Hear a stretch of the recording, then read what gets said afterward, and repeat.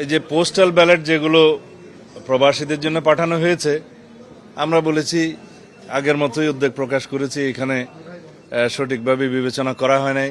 যারা এই postal ballot প্রণয়নের কাজে ছিল এবং প্রেরণের কাজে ছিল বা এগুলোর বিষয়ে যারা দায়িত্বপ্রাপ্ত ছিল তাদেরকে ব্যাখ্যা দিতে হবে, ইলেকশন কমিশনকে ব্যাখ্যা দিতে হবে।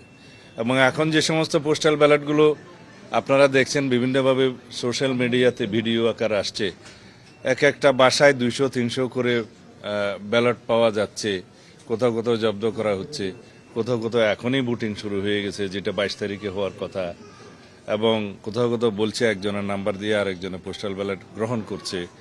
এইভাবে অনেক কিছু অনিয়ম হয়েছে।